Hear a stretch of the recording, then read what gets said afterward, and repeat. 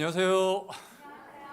예, 좋은 안식일 오신 여러분들을 진심으로 환영합니다. 또 아름다운 찬미로 함께해 주신 우리 용영교회 찬양대와 방송부에게도 진심으로 감사를 드립니다.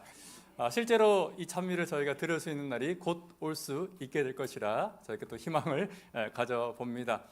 오늘 함께 나눌 말씀의 제목은 사람은 사랑받을 때 행복합니다의 두 번째 시간입니다. 함께 제목 읽습니다. 시작! 사람은 사랑받을 때 행복합니다. 이제 지난주 그리고 이번 주 그리고 다음 주까지 이어서 3주를 제가 시리즈로 사람은 사랑받을 때 행복합니다라는 주제를 가지고 말씀을 준비하고 있습니다. 그래서 이 목사가 새로 왔는데 어떤 생각을 가지고 교회를 운영하고 싶어 하는지, 또 우리 교회가 어떤 교회가 되고 싶어 하는지, 또 이 목사는 어떤 신앙관을 가지고 있는지, 어떤 하나님관을 가지고 있는지에 대해서 여러분들이 이 말씀을 통하여 새 시간을 통하여 짧지만 아마 대부분은 여러분들이 아마 알 수 있게 될 것이라고 생각을 합니다. 그래서 아마도 여러분들이 저를 이해하는데 이 설교가 매우 이해가 도움이 될 것이라고 생각을 합니다. 여러분 진심으로 환영합니다. 옆 사람과 인사하겠습니다. 인사합니다. 겸손하지 마십시오. 시작.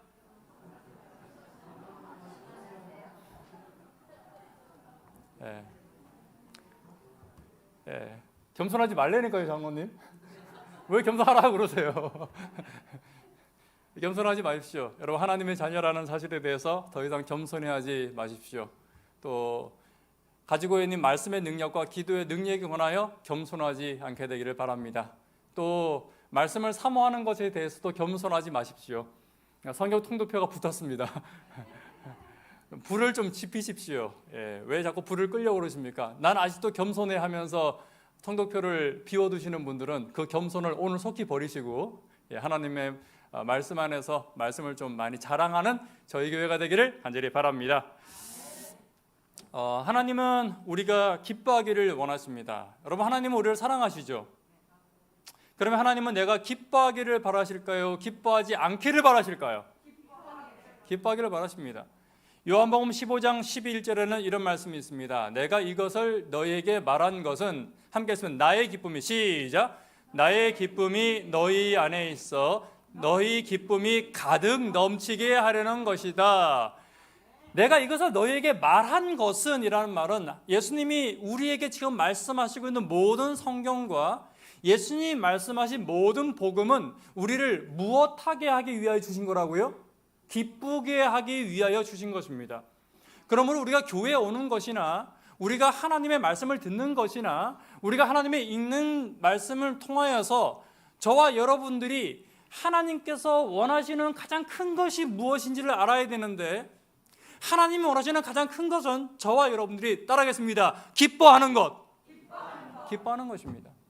자, 여러분 여쭤보겠습니다. 지금 설교를 듣는 것이 기쁘십니까?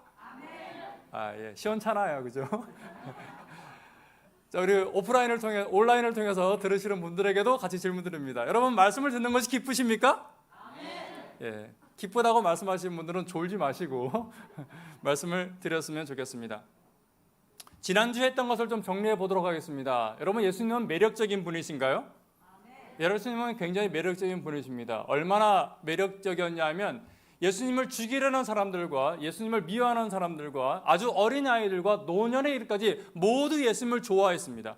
예수님을 싫어하다가도 예수님의 말씀을 잠시만 듣기만 해도 그 예수님이 너무 좋아서 예수님의 매력에 빠질 만큼 예수님은 굉장히 매력적인 분이었습니다. 그렇다면 그 예수님을 모시고 있는 우리 교회가, 그 예수님을 모시고 있는 성도들이 만약에 우리 교회에 예수님이 계시다면, 내 삶에 예수님이 계시다면 우리 교회와 우리 성도들이 당연히 매력적이 되어야 합니다. 만약에 교회와 성도들에게서 매력이 없다면, 세상 사람들이 보기에도 매력이 없고 성도가 성도를 바라보았을 때도 그 매력을 느끼지 못한다면 우리는 냉정하게 생각해서 예수님이 내 안에, 예수님이 우리 교회에 계신지에 대해서 한번 뒤돌아보게 되기를 간절히 바랍니다. 오늘 말씀이 조금 길어질 수 있음을 미리 여러분들에게 양지드립니다. 그래서 배가 고프신 분들은 내려가셔서 떡 드시고 올라오시면 돼요. 오늘 김인환 목사님이 떡을 준비해 주셨습니다. 떡 드시고 올라오면 되고, 온라인을 통해서 설교를 듣는 분들은 화장실 갔다 오셔도 제가 안 보이니까 뭐라고 못합니다. 너무 길어진다 싶으면 우리 수학 장로님께서 이렇게 하세요. 제가 그러면 그만두겠습니다. 아무쪼록 말씀이 오늘 잘 이해되고 잘 나누어지기를 바라는 마음으로 말씀을 함께 나눠보도록 하겠습니다. 예수님의 매력에 대해서 지난 시간 저희는 함께 이런 말씀을 나누어 보았습니다. 사도들이 예수께 모여 자기의 행한 것과 가르친 것을 어떻게 구했다고요? 낱낱이 구했다는 것은 자기가 잘한 것만 이야기한 것입니까? 자기가 실수하고 못한 자기의 약점도 다 이야기한 것입니까? 다 이야기한 것입니다. 그런데 예수님의 제자들은 예수님이 안 계실 때 그들이 항상 했던 이야기가 있습니다. 누가 더 잘났냐? 여러분, 누가 더 잘났는지를 자랑하는 사람들이 내 약점과 내가 못한 것을 이야기하면 돼야 안 돼요? 안 돼요. 그런데 그 자리에 누가 오시면? 예수님이 오시면 그들은 자신의 실수와 자기가 못한 것과 자기의 부족한 것에 대해서 다 이야기할 수 있었다는 것입니다. 시대소망은 그 이유에 대하여 녹색 글씨만 함께 읽습니다. 제자들은 시작. 제자들은 예수님 앞에서 자아를 잊었다. 다시 말하면 자아를 잊었다는 말은 내 연약함에 대해서 드러내기를 두려워하지 않았다는 것입니다. 왜 그렇습니까? 이유는 간단합니다. 예수님 앞에는요, 연약하면 연약할수록 예수님에게 더 사랑받기 때문에 그래요. 똑같은 10명의 사람들이 있는데 그 중에 아픈 사람이 하나 있는 거예요. 그 중에 연약한 자가 있는 것입니다. 예수님은 그 사람을 더 사랑해 주십니다. 분명히. 그 사람이 지금 아파하고 있는데 그 사람에게 더 관심이 가는 것은 당연한 것입니다. 이거 예수님의 방법입니다. 여러분, 만약에 저희 교회가 예수님이 계신 교회라면, 우리 성도들에게 예수님이 계시다면 우리가 어떻게 누구를 더 사랑하고 누구를 더 섬겨야 될지 그 분명한 것입니다. 여러분, 교회가 어린아이들을 사랑해야 됩니까? 왜 사랑해야 됩니까? 미래의 꿈이니까 뭐 이런 거 다 필요 없어요. 교회에 연약한 자이기 때문에, 연약하기 때문에 더 관심을 가져주고 더 사랑해주고 더 감싸 주어야 하는 것이 당연한 것입니다. 제가 그런 말씀 드렸죠. 교회에 잘 삐지는 집사님이 있어요. 교회에 화를 잘 내는 장로님이 있어요. 교회에 성격이 못돼 먹은 목사가 있습니다. 그 사람들을 제외하고 그 사람들을 멀리하고 그 사람들을 한 곳에 구석에 처박아 두는 것은 예수님의 방법이 아닙니다. 예수님의 방법은 뭐예요? 삐지는 사람, 화를 잘 내는 사람, 성격이 못된 사람은 인격이 부족한 것이고 연약한 거예요. 그렇지 않습니까? 어린아이가 연약하다고 해서 우리가 야단치지 않듯이 신앙에서 연약할 수 있어요. 헌금에서 연약할 수 있어요. 그렇지 않습니까? 교회 출석에서 연약할 수 있어요. 교회 오면 잠만 자는 사람도 있을 수 있어요. 왜? 연약하니까. 그러면 그 연약함으로 인해서 더 많이 기도해주고 더 많이 감싸주는 것이 누가 계신 교회의 모습이라고요? 예수님이 계신 교회의 모습이라는 것을 여러분 잊지 않게 되시기를 간절히 바랍니다. 자, 여러분, 용영교회는 예수님이 계신 교회입니까? 아멘. 그래서 이렇게 연약한 목사도 여러분들이 사랑하시고 반겨주시잖아요. 여러분, 건강한 교회는요, 삶의 문제가 나누어지고 이 삶의 문제가 나누어지더라도 약점이 되지 않는 교회가 가장 건강한 교회입니다. 내가 어떤 집사님에게 나의 부족에 대해서 이야기했어요. 아니, 누군가가 나의 부족을 알게 되었어요. 그것이 나의 무엇이 되면 안 돼요? 우리는요, 사람들에게 나의 연약함에 대해서 말하는 것을 굉장히 두려워합니다. 나 이런 문제가 있어요, 장로님. 집사님, 나는 이런 죄가 있어요 라고 말하는 것이 두려워요. 왜 두렵습니까? 말 나올까 봐. 맞아요. 그것이 이 장로님에게, 이 집사님에게 시험거리가 될 수 있지만 가장 큰 문제는요, 그것이 나의 약점이 될까 봐. 제가 제 모든 죄를 다 이야기하면 여기 계신 분들 중에서 설교 들을 사람 아무도 없습니다. 그 적당히 자꾸 포장을 해야 돼요. 거룩한 척 해야 돼요. 예수님이 계신 교회의 모습은 아닙니다. 예수님이 계신 교회라면 내 약점을 드러내는 것이 우리에게 두려움이 되어서는 안 되는 것입니다. 저는 영역교회가 결국 모든 약점이 다 나누어지더라도 그 약점이 다 덮여질 수 있고 그 약점으로 인해서 더 사랑받을 수 있는 교회가 될 수 있기를 간절히 바랍니다. 두 가지 교회가 있다고 그랬죠. 뭐 같은 교회? 시댁 같은 교회. 또 뭐 같은 교회? 시댁 같은 교회는 해야 될 것과 하지 말아야 될 게 너무 분명해요. 교회 지각하면 안 돼요. 짧은 치마 입어도 안 돼요. 안식일 잘 지켜야 돼요. 저녁 예배 잘 드려야 돼요. 예배 시간에 졸면 안 돼요. 자꾸 이렇게 너무 해야 되는 것과 하지 말아야 되는 것이 분명해요. 왜요? 시댁이니까. 해야 되는 거 하면 칭찬받고 하지 말아야 될 거 하면 약점되는 교회예요. 친정 같은 교회는요, 해야 될 거 하면 칭찬받아요. 그런데 실수하고 약점 있는 게 있더라도 이것 때문에 내가 야단 맞고 약점되는 게 아니라 더 뭐 하는 거예요? 더 도와주려고 노력하는 거예요. 여러분, 친정엄마는 그런 거 아닙니까? 딸내미가 아파서 집에 오면 뭐예요? 너 왜 아파 하면서 때려요? 아니에요. 더 감싸주고 더 보살펴주고 더 사랑해주잖아요. 여러분, 교회는 아프고 연약한 사람들이 모여 있는 곳입니다. 여러분, 이 교회가 아무쪼록 시댁 같은 교회가 아니라 누구든지 오고 싶어하고 오면 가기 싫은 그런 친정 같은 교회가 되기를 간절히 바랍니다.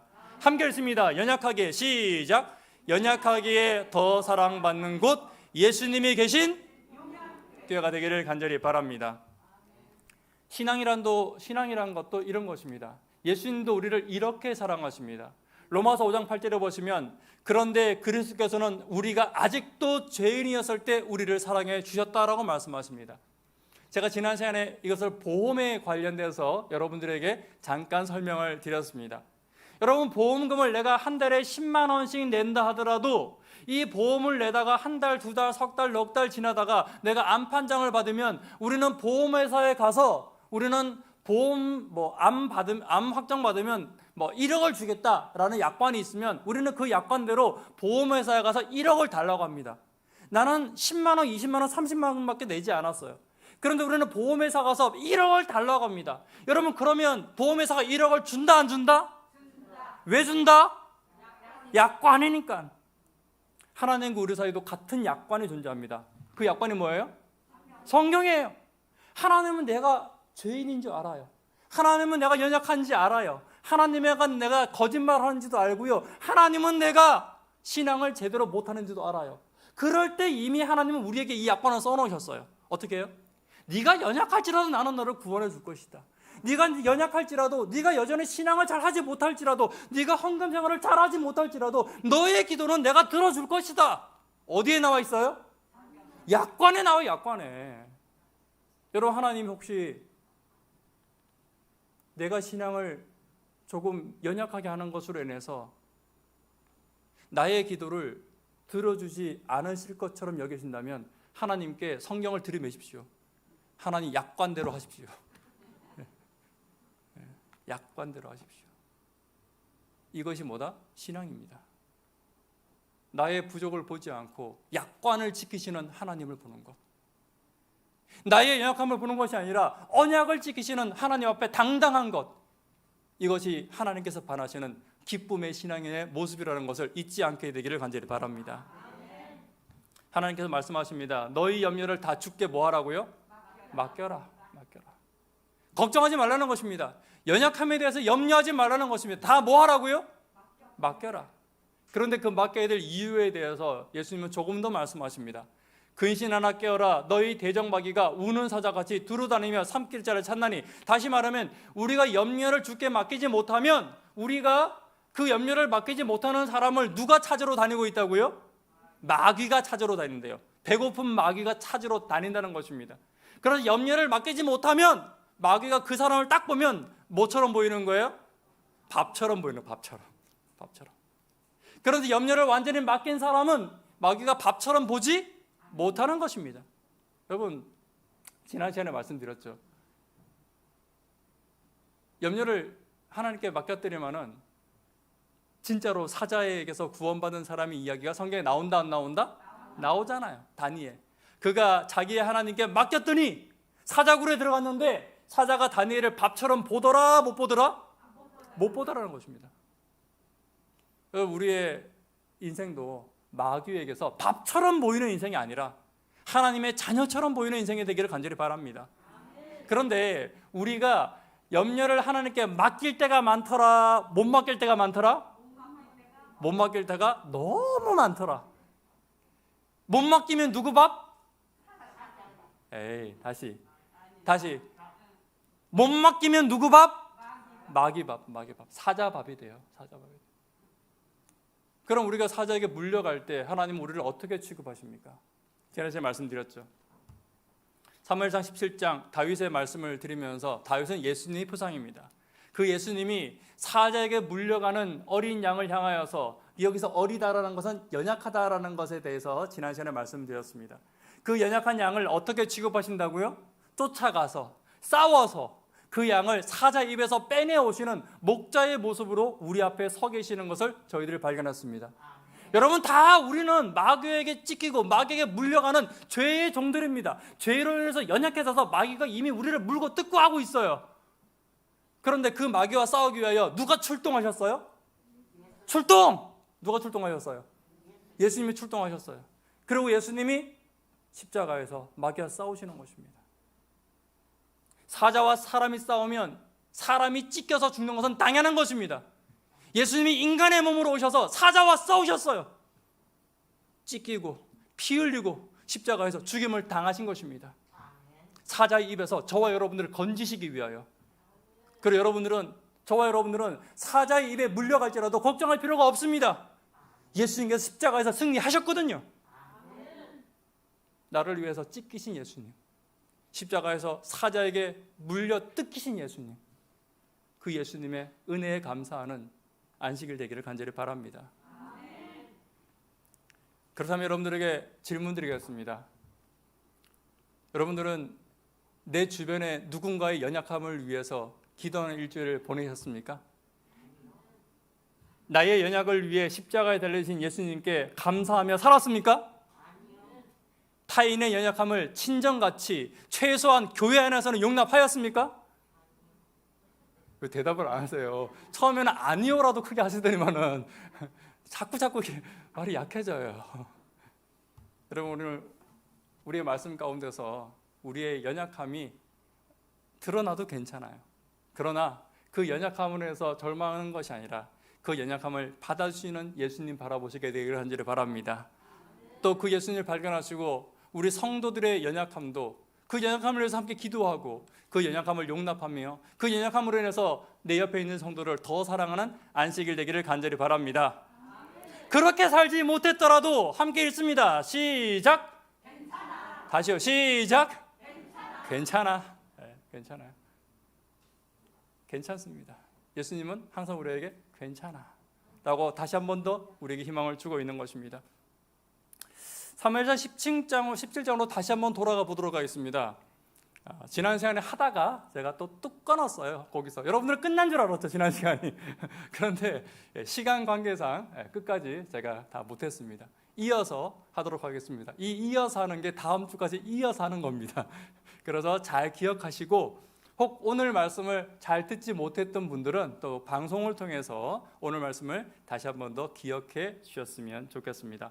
자, 34절에 보시면 곰과 사자가 와서 양을 움켜갔습니다. 이 양은 약해진 양입니다. 이 양이 왜 약해졌다고요? 이유는 한 가지입니다. 목자 말을 듣지 않아서 그래요. 목자가 오라 할 때 안 오고, 목자가 가라 할 때 안 가고, 목자가 먹으라 할 때 안 먹고, 목자가 자라고 그럴 때 안 자고, 목자가 성경 읽으라 할 때 안 읽고, 염려를 맡기라 할 때 안 맡기고, 이러니까 자꾸 뭐해진 거예요? 약해진 거예요. 그러다가 이 양이 사자에게 물려갔습니다. 사자에게 물려갔을 때 여러분, 이 양이 해야 할 일은 무엇입니까? 이 양은 뭐 해야 돼요? 맞아요. 정답입니다. 이 양이 해야 될 일은 뭐 하는 거예요? 우는 거예요. 근데 울어도 그냥 울면 안 돼요. 그냥 와 울면 안 되잖아요. 어떻게 울어야 돼요? 악을 써서 울어야 돼요. 크게 울어야 돼요. 누구를 불러야 됩니까? 목자를 불러야 돼요. 여러분들, 이 양이 사자에게 물려갔을 때 목자를 탔듯이 한번 목자를 한번 불러보십시오. 하나, 둘, 셋. 이러니까 우리가 구원을 못 받는 거예요. 다시 하나 둘 셋. 양이 어떻게 예수님하고 웁니까? 음메 하고 울죠. 음메 하면 울어야죠. 해석하면 목자님 목자님, 우리 언어로 해석하면 예수님 예수님. 사도행전은 이것을 이렇게 말합니다. 함께 읽습니다. 시작. 누구든지 주의 이름을 부르는 자는 구원을 얻으리라. 여기서 누구든지라는 말은 잘난 놈만 말하는 것이 아닙니다. 못나고 연약하고 죄인인 모두가 말하고 있는 것입니다. 사자에게 물려갈지라도, 못나고 연약하여서 사자에게 물려갈지라도 누구의 이름만 부른다면, 예수님의 이름을 부른다면 목자는 달려와서 저와 여러분들을 건져 줄 것입니다. 예수님 십자가는 누구든지 십자가입니다. 예수님 십자가는 특별한 자의 십자가가 아닌 것입니다. 여러분, 예수님은요, 이 땅에 가장 연약한 자를 위하여, 가장 연약한 나를 위하여 십자가에 달려 돌아가셨다는 사실을 잊지 않게 되시기를 간절히 바랍니다. 예수님은 그래서 참 좋은 목자입니다. 시편 23편을 보시면 쉴만한 물가로 인도하시고 나를 언제나 품고 안으시는 목자의 모습으로 나와 있는 것입니다. 그런데 질문 하나 드려보겠습니다. 여러분, 양을 키우는 목적이 있을까요, 없을까요? 있어요. 양을 키우는 목적, 흉 나와버렸네요. 하나씩 나와야 되는데. 키우는 목적이 뭐냐면 첫 번째는 상품성 때문입니다. 이거 뭐 하는 거예요? 양은 대체로 뭐 하려고 키워요? 털 깎으려고. 털 깎아서 털 팔아먹으려고 키우는 거잖아요. 두 번째, 양은 고기 때문에 키웁니다. 세 번째, 양에서 우유를 얻을 수 있습니다. 네 번째, 양은 이스라엘 백성들에게 양은 제물로 쓰이기 위해서 키워지는 것입니다. 그런데 여러분, 사자에게 물려간 양은요, 털이 더 이상 자라지 않습니다. 양은 굉장히 예민한 동물이기 때문에 양이 사자나 곰에게 물려서 양이 한번 깜짝 놀라게 되면 그 자리뿐만 아니라 양은 더 이상 뭐 할 수 없어요? 털이 자라지 않는데요. 두 번째, 양의 고기는요, 사자와 곰에게 찢긴 고기는요, 레위기에서 오면 먹지 말라고 돼 있어요. 부정하니까 고기로 못 써요. 세 번째, 사자나 곰에게 물린 양은 깜짝 놀랐기 때문에 젖이 나오지 않습니다. 네 번째, 사자와 곰에게 찢겨진 양은 하나님께 제물로 드릴 수 있다 없다? 없어요. 너무 잘하시네요. 없습니다. 그렇다면 이 양은 쓸모가 있더라 없더라? 없어요. 여러분, 목자인 다윗은 이 양이 사자에게 물렸기 때문에 데리고 오더라도 더 이상 쓸모가 없다는 사실을 알고 있었을까요? 몰랐을까요? 알고 있었어요. 그런데 그 양을 구하러 갑니다. 그런데 그 양을 구하기 위해서 자기의 목숨을 내려놓습니다. 왜 그랬을까요? 왜 그랬을까요? 목자니까. 사랑하기 때문에. 맞습니다. 다윗은 그 이유에 대해서 이렇게 말하고 있습니다. 이 양은 누구의 소유이다? 함께 했습니다. 시작. 아버지의 소유래요. 이 양은 누구 거예요? 여러분, 이 양의 가치는 내가 판단할 게 아니라는 것을 다윗은 알았습니다. 이 양의 가치를 판단하는 것은 누구의 책임이에요? 아버지의 소유니까 이 양의 가치는 아버지가 판단할 문제지 내가 판단할 문제가 아니라는 것입니다. 여러분, 교회에서도 연약한 자가 있을 수 있습니다. 혹은 이렇게 생각할 수 있습니다. 저 양반은 없는 게 나아. 있어봐야 문제만 일으키고 화만 내고 짜증만 내고 너무 잘 삐지니까 없는 게 나아. 혹 이런 사람이 있을 수 있어요. 있다는 말이 아니라 있을 수 있다는 것입니다. 그런데 그 양의 가치는 내가 판단하는 것이 아닙니다. 그 양은 누구 거예요? 따라하겠습니다. 하나님 거. 그 양은 하나님 거예요. 그 영혼의 가치는 내가 판단하는 것이 아닙니다.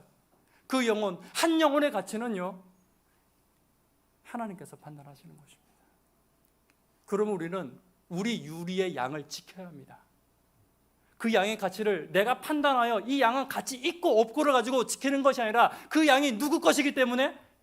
아버지 하나님의 것이기 때문에 우리는 양을 지킬 책임을 맡고 있는 목자라는 것입니다. 사랑하는 요영교회 성도 여러분, 우리에게는 양들이 있습니다. 요영교회도 수많이 흩어진 양들이 있습니다. 여러분, 그 양을 오늘부터 그 양의 가치를 나의 입술과 나의 머리와 나의 지혜로 판단하지 말고 여러분, 하나님의 가치로 그 양을 판단하셔서 찾을 때까지 찾으시는 저와 여러분 되기를 간절히 바랍니다. 여러분, 그 양을 이제 목자가 데리고 왔습니다. 별로 가치가 없는 양이에요. 그렇죠? 더 이상 쓸모 없는 양입니다. 그 양을 그 목자가 데리고 올 때 어떻게 데리고 올까요? 더 이상 쓸모 없으니까 일단은 가긴 가하면서 발로 이렇게 차면서 이렇게 옵니까? 안아서 와요? 여러분, 그 말씀드렸지만 그 사자와 싸우느라고 목자도 지금 상처가 입을 때까지 입고 목숨이 오락가락하는 상황이에요. 그 양을 어떻게 올까요? 양이 아마 이렇게 하지 않을까요? 목자님, 저를 구하시느라 수고 많았으니까 제 등에 업히세요. 뭐 이렇게 오지 않겠습니까? 그렇게 오나요? 어떻게 와요? 어깨에 메고 안고. 성경에 그게 나와요? 어디 나와요? 몰라요, 그건. 성경에 나오는 것 같은데 성경에 있는 얘기 마십시오. 성경에 목자가 업고 안고 온다는 말이 나와요? 나와요. 자신감이 없어요. 나옵니다. 누가복음 15장에 보시면 이런 말씀이 있습니다. 예수께서 그들에게 이 비유로 이르시되 너희 중에 어떤 사람이 양 100마리가 있는데 그 중에 하나를 잃으면 99마리를 들에 두고 그 잃은 양을 찾아내기까지 찾아다니지 아니하겠느냐. 5절 읽습니다. 또 시작. 또 찾아낸즉 즐거워 어깨에 뭐하고? 메고. 예. 어깨에 메고 온대요. 6절 집에 와서 그 벗과 이웃을 불러 모으고 말하되 나와 함께 즐기자. 나의 잃은 양을 찾아 내어놓으라 하리라. 7절 함께 읽습니다. 내가 너에게 시작. 내가 너에게 이르노니 이와 같이 죄인 한 사람이 회개하면 하늘에서 회개할 것 없는 의인 99으로 말미암아 기뻐하는 것보다 더하리라. 오늘 우리가 주의해서 보아야 될 것은 7절입니다. 아직까지는 조는 분이 한 분도 안 계신데 혹 조는 분들이 계시다면 허벅지를 꼬집어서 잠을 깨시고 7절에 있는 말씀, 마스크 쓰고 있으니까 잘 몰라요. 예. 졸면 눈만 감기면 되는데 원래 눈이 작은 분들도 계시거든요. 잘 모르잖아요, 그죠? 자, 7절에 있는 말씀만 다시 한번 읽어보도록 하겠습니다. 내가 너에게 이르노니 시작. 이와 같이 죄인 한 사람이 회개하면 하늘에서는 회개할 것 없는 의인 99으로 말미암아 기뻐하는 것보다 더하리라. 오늘은 회개에 대해서 좀 이야기를 나눠보고자 합니다. 여러분, 회개라는 단어가 우리에게 있어서 무거운 단어입니까? 가벼운 단어입니까? 무거워. 마태복음 3장 2절에는요 예수님이 이렇게 말씀하십니다. 같이 한번 읽습니다. 회개하라. 시작. 천국이 가까웠으니까 하늘나라 가려면 뭐 해야 된다? 회개해야 된다. 회개해야 된다. 천국에 가려면 뭐 해야 된다? 회개해야 된다.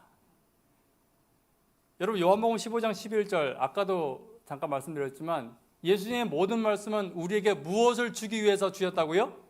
기쁨을 주기 위해서 주셨어요. 근데 회개라는 말은 아닌 것 같아.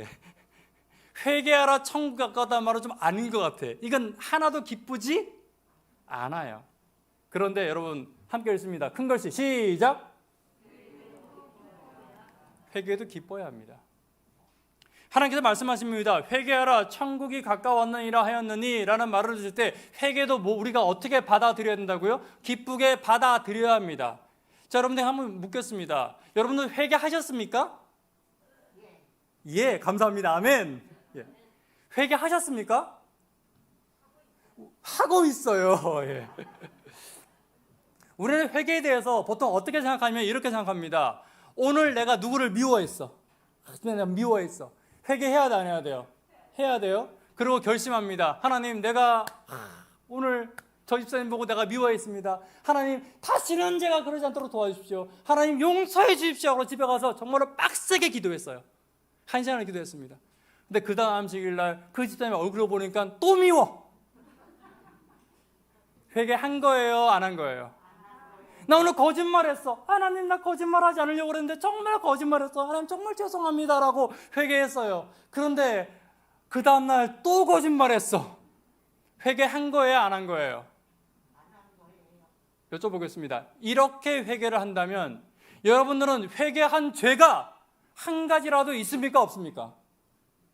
단언컨대 저는 없다라고 확신합니다. 저도 없으니까요. 여러분, 사람은요 연약한 존재입니다. 그래서 죄를 지으면요 한 번 짓고 그 죄에 대해서 아무리 뉘우쳐도 같은 죄를 또 짓습니까? 안 짓습니까? 그건 자신 있게 말씀하시네요. 또 짓습니다. 반복해서 같은 죄를 계속해서 짓고 있는 것입니다. 반복해서 계속 죄를 지으니까 우리는 마음 가운데 늘 부담이 있습니다. 아, 천국에 가려면 회개는 해야 되는데 나는 회개를 하나도 못한 것 같아. 그래서 교인들에게 물을 때 이렇게 묻습니다. 여러분 구원 받았습니까? 라고 말하면 자신이 없어요. 왜요? 나 뭐 못하고 있으니까? 회개 못하고 있으니까 자신이 없는 것입니다. 그러면 이렇게 우리가 회개 못할 줄을 예수님이 아실까요? 모르실까요? 분명히 아세요. 우리에게 회개를 이렇게 예수님은 가르쳐 주신 적이 없습니다. 오늘 예수님이 가르쳐 주신 회개에 대해서 함께 예언의 신과 성경을 중심으로 함께 살펴보기를 원합니다. 예수님은 우리에게 도대체 회개를 어떻게 가르쳐 주셨길래 회개를 우리가 기쁘게 하기를 바라시는지, 회개하라 천국에 가까웠다는 말을 우리가 어떻게 복음으로 듣기를 원하시는지, 예수님이 가르쳐 주신 예수님의 방법대로의 회개를 찾아보게 되기를 간절히 바랍니다. 7절로 다시 오도록 하겠습니다. 내가 너에게 이르노니 이와 같이 죄인 한 사람이 뭐하면? 회개하면. 여러분 이 구절을 그림을 그리듯이 한번 자세히 생각해 보십시오. 여러분 목자가 양을 찾으러 갔습니다. 그 양이 사자에게 물려갔을 수도 있고 그 양이 길을 잃을 수도 있습니다. 그 양이 그렇게 잃은 양이 된 이유는 무엇 때문입니까? 목자의 말을 듣지 않아서 그래요. 이건 목자의 잘못입니까? 그 양의 잘못입니까? 양의 잘못이에요. 그 양의 잘못으로 그 양이 죄의 양, 연약의 양이 되어서 사자에게 물려간 것입니다. 그리고 그 양을 목자가 찾아왔습니다. 목장을 찾아올 때 목자가 어떻게 하고 왔다고요? 어깨에 메고 집으로 오고 있습니다. 그런데 참 재미난 것은 7절에 보시면 이 집으로 오고 있을 때 목자의 어깨 위에 양에 메어져 있는 이 상태를 보고 예수님 말씀하시기를 뭐라고 말하냐면 이와 같이 죄인 한 사람이 뭐하면? 회개했대요. 잘 들어보세요. 이 양은 지금 뭐하고 있는 것뿐이에요? 목자의 어깨 위에 메어져 있는 것뿐이에요. 그런데 예수님은 이 양이 지금 무엇하고 있대요? 여러분 이 양이 걸어오고 있는 것입니까? 목자가 걸어오고 있는 것입니까? 목자가 걸어오고 있는 거예요. 양은 아무것도 하는 게 없어요. 여러분 양은요 약하기 때문에 목자의 어깨 위에 메어져 있는 것을 불편해서 버둥거리고 있을지도 몰라요. 그리고 이 양은요 생각하기에 천만하면 또 도망가려고 할지도 몰라요. 그렇죠? 그런데 이 양이 지금 목자의 어깨 위에 메어져만 있는 거예요. 그런데 예수님은 그것을 방향하여 뭐라고 말하고 있다? 회개하고 있다라고 말하고 있는 거예요. 여러분 이 양의 마음에는 여전히 누구를 미워하는 마음이 있어요. 여전히 죄를 사모하는 마음도 있어요. 여전히 거짓말하고 싶은 마음도 있어요. 여전히 자기의 이익만을 추구하는 이기적인 모습도 있어요. 그런데 예수님은 그 양을 회개하고 있다고 말씀하십니다. 잘 보시면 어깨에 메고라는 말을 히브리어로 에피티톰이라고 한다. 이 에피티톰이라는 말은 전적으로 의지하다라는 거죠. 근데 이 단어에서 회개라는 단어가 왔어요. 그러므로 헬라어에서 원래 회개라는 것은 내가 내 죄를 절대 안 짓는 상태가 아니라 나의 인생의 무게를, 나의 죄의 무게를 따라하겠습니다. 맡긴다. 따라하세요. 맡긴다. 맡긴다라는 의미가 있다는 것입니다. 좀 더 쉽게 설명을 해드리겠습니다. 여러분 우리가 교회에 나오고 있지만 여전히 우리의 마음 가운데 세상으로 가고 싶은 마음이 있습니까? 없습니까? 돈을 추구하는 마음도 있고요. 욕심을 추구하는 마음도 있고 이기적인 마음도 있고 내 욕심을 차리고 싶은 마음도 여전히 있습니다. 오늘만 한번 예를 들어볼까요? 여러분 오늘 우리가 교회에 오는 것이 쉬운 일이 아니었던 분들도 계십니다. 집에서 쉬고 싶었죠? 집에서 우리 재무 집사님께서 끄덕끄덕 하셨어요. 예, 교육이 싫었답니다. 연약하신 분이에요. 저분에서 더 기도하셔야 됩니다. 교회 오기 싫어. 괜찮아, 맞아요. 괜찮아, 괜찮아. 기도하면 돼요. 교육이 싫었을 수도 있어요. 반주하기 싫었을 수도 있어요. 찬양대장님 오늘 준비하실 게 너무 많아서 힘드셨을 수도 있습니다. 피하고 싶을 수도 있어요. 그런데 여러분 한번 생각해 보십시오. 내가 오늘 교회 오는 것이 나는 가기 싫어요. 그러나 목자의 뜻은 예수님이라면 여러분 교회에 갈까요? 안 갈까요? 가시는 거죠. 여러분 예수님은 내가 교회 가는 걸 원할까요? 가지 않는 걸 원하실까요? 가는 걸 원하세요. 내 뜻은 그것이 아니지만 그저 목자의 뜻이기 때문에 한번 따라가 보는 것입니다. 여전히 내 마음은 집에 있어요. 여전히 내 마음은 쉬고 싶은 마음이 있어요. 여전히 내 마음은 교회 가기 싫은 마음이 있단 말이에요. 그러나 오늘 내가 나의 걸음을 목자에게 한번 맡겨보는 것입니다. 그럼 그게 뭐예요? 회개라는 거예요. 여러분 오늘 교회 오는 것 대단한 것입니다. 오늘 우리는 세상으로 가지 않고 교회 온 것만으로 예수님은 회개라고 봐주시는 거예요. 여러분 저는요 그래서 이 교회 오는 것이 너무 중요하다고 확신합니다. 왜요? 내 뜻은 집에서 방구석에서 굴러다니면서 TV 보고 싶은데 예수님께서 내가 교회 가기 원하시니까. 오늘 교회에서도 이런 분이 있을 수 있습니다. 나 누가 미워요. 그래서 그 집사님 보면 인사 안 하고 싶어. 그런데 예수님은 내가 그분에게 가서 인사하기를 바라실까요? 안 하기를 바라실까요? 하기를 바라세요. 그럼 나는 정말 안 하고 싶은데 예수님의 뜻대로 내가 그분에게 인사를 해보는 것입니다. 여전히 내 마음 가운데 미워하는 마음이 있어요. 있어요. 그럴지라도 그렇게 해보는 것입니다. 목자의 어깨 위에 내가 메어져 있는 것입니다. 그럼 예수님은 내가 여전히 그 사람을 향하여 미워하는 마음이 있을지라도 나한테 너 지금 뭐 하고 있구나? 따라하겠습니다. 회개하고 있구나. 회개하구나. 그렇게 여겨주시는 것입니다. 아멘 아닙니까? 여러분 우리의 인생 가운데 이런 것들이 너무 많을 수 있습니다. 내 뜻이 아니라 하나님 뜻대로 해보는 것입니다. 여전히 내 마음은 바뀌지 않고 내가 매번 실수하는 문제입니다. 난 계속 실수해요. 계속 거짓말하고 계속 미워하고 계속 반복되는 것입니다. 그럴지라도 사랑하는 성도 여러분 조금씩이라도 예수님이 무엇을 바라실까? 예수님이 어떻게 하실까? 예수님이라면 이것을 어떻게 하실까? 라는 질문을 가지고 목자의 뜻대로 살아보는 것입니다. 예수님은 그것을 회개라고 말씀하시고 있는 것입니다. 회개란 내 생각과 하나님의 생각이 있을 때 여전히 내 생각은 분명할지라도 하나님의 뜻대로 한번 걸어가 보는 것입니다. 그 걸음이 있을 때 예수님은 내가 나를 회개한 양으로 바라봐 주시는 것입니다. 이것이 목자에게 즐거움입니다. 저는 이 말씀 보면 너무 좋아요. 5절 함께 읽습니다. 시작. 또 찾아낸 즉 즐거워 어깨에 메고. 여러분 예수님은 우리의 회개를 즐거워하시는 분입니다. 아멘. 내가 누가 미워서 인사하기 싫었는데 그 사람에게 인사하러 가면 예수님께서 너무 즐거워하세요. 참 잘했다. 네 마음이 그렇게 힘들지만 내 뜻대로 이렇게 해주니 너무 감사하다. 그렇게 예수님은 우리를 향하여 즐거워하시는 것입니다. 여러분들이 오늘 교회를 향하여 오시는 모습을 보면서 예수님은 너무 즐거워하십니다. 네 뜻은 집에 있고 싶지만 내 뜻대로 오늘 네가 교회에 와주었구나. 너무 행복하다. 너무 잘했다. 너무 고맙다. 여러분 이렇게 우리를 향하여 즐거워하시는 하나님의 모습을 여러분 떠올리게 되시기를 간절히 바랍니다. 하나님을 기쁘게 하는 법이 뭐냐고요? 간단합니다. 회개하면 돼요. 어떻게 회개하라고요? 뭐 안 하는 게 회개가 아니에요. 거짓말 안 하고 죄 안 짓고 내 뜻대로 안 하고 이런 회개는 너무 힘들어요. 이런 회개를 한 번도 예수님은 우리에게 시키신 적이 없어요. 부족하지만 하나님의 뜻대로 한 걸음 나아가는 것. 어떤 사람들은 신앙이 좋아서 100걸음, 1000걸음 갈 수 있죠. 근데 나는 어떤 사람이에요? 연약한 사람이에요. 나는 연약하니까 오늘 한 걸음만 가보는 거예요.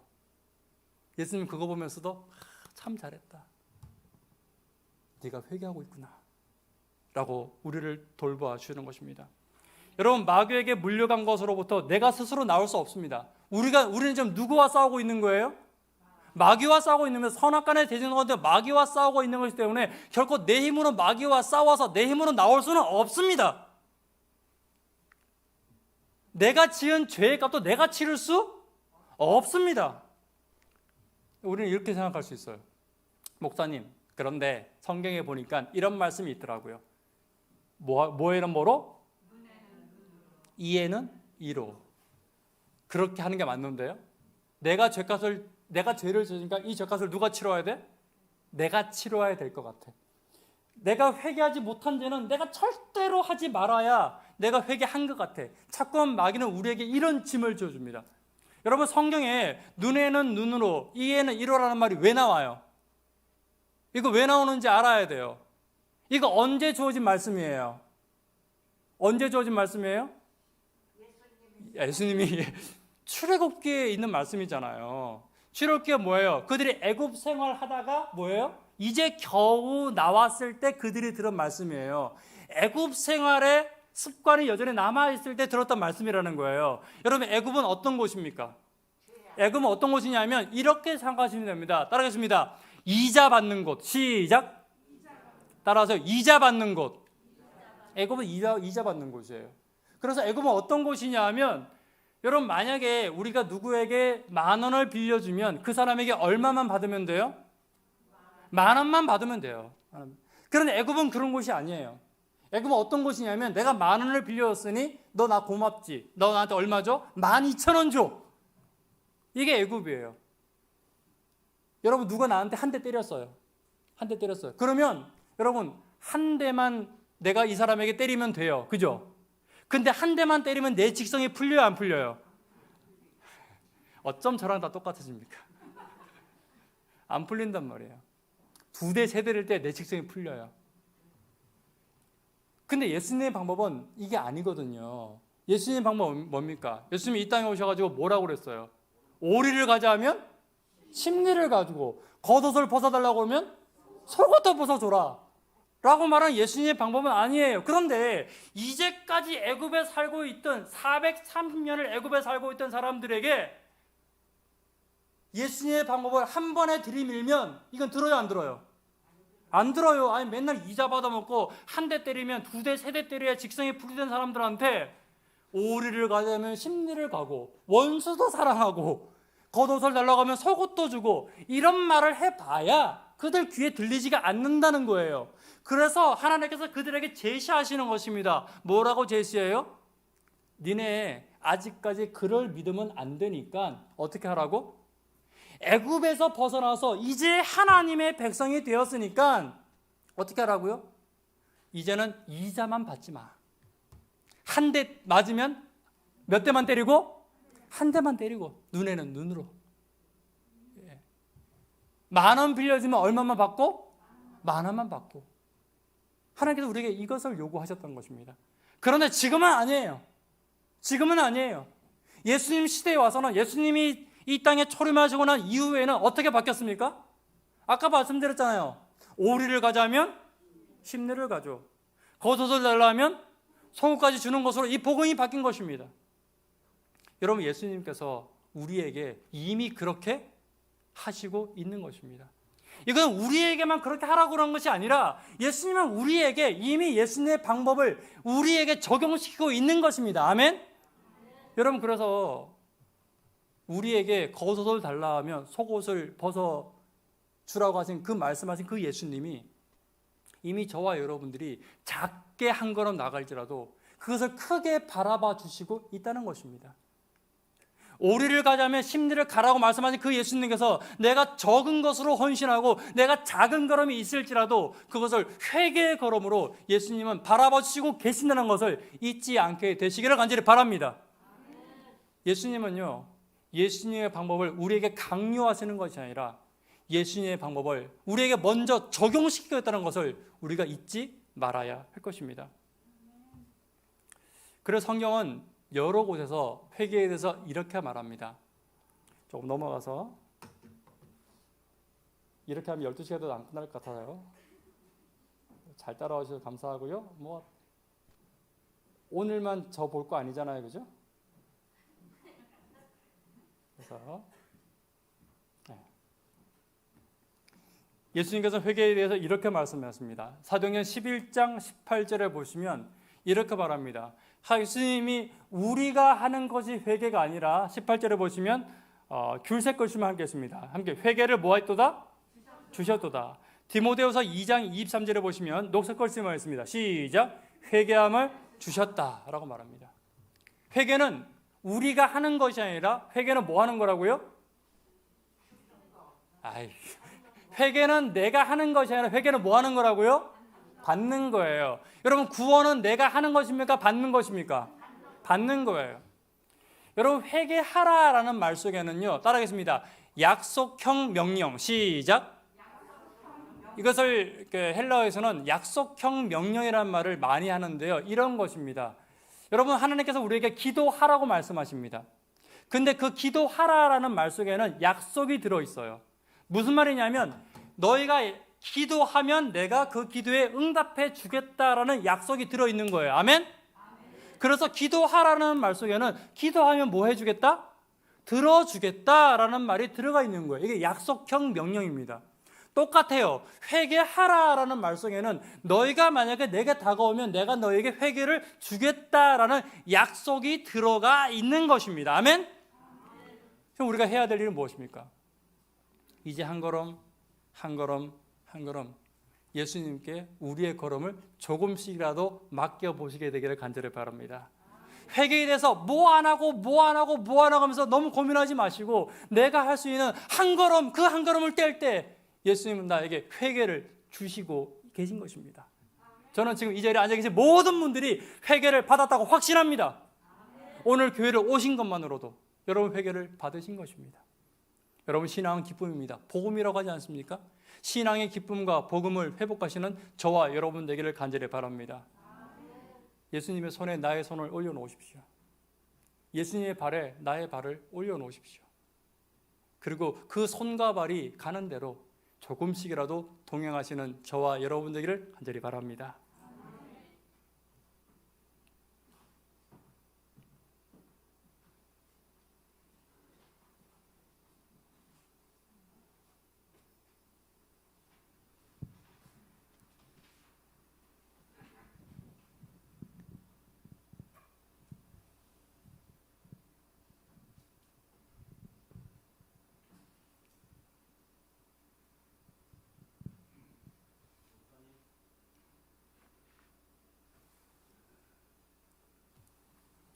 예.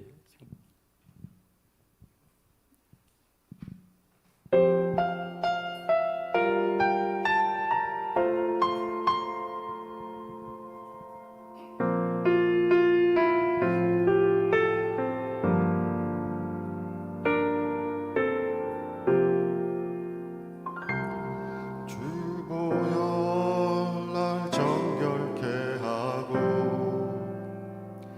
주보혈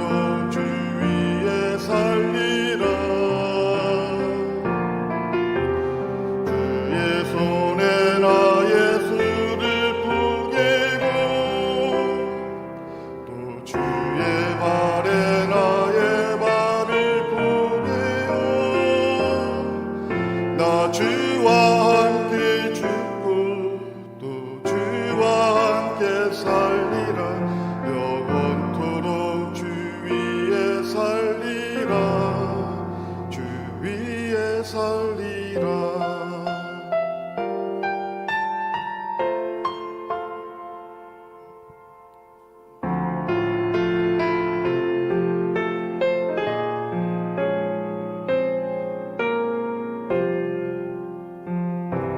주의 손 날 위에 지키셨고 주의 발 날 위에 박히셨으리. 이제는 내가 사는 것이 아니요 오직 주를 위해 사는 것이라.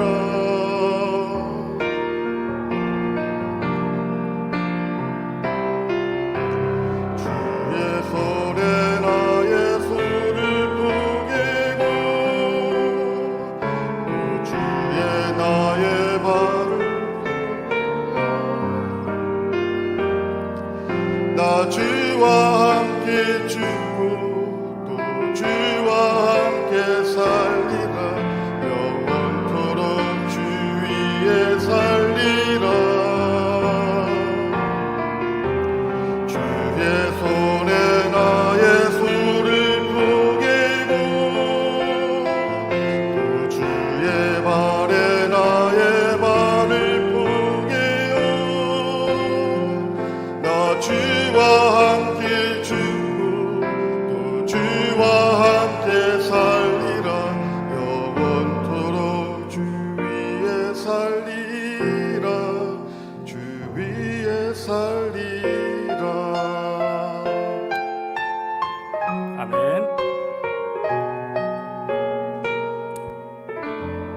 오늘 나의 연약을 아시고 그 연약함으로 나를 더 사랑하시는 예수님, 바뀌지 않는 죄의 본성 때문에 고뇌하는 나에게 괜찮아라고 말씀하시는 예수님의 음성을 듣습니다. 아직 내 본성은 바뀌지 않았지만 조금씩 예수님의 음성대로 예수님을 따라 살아가기를 소망하는 저와 여러분 되기를 간절히 바라며 말씀을 마치겠습니다.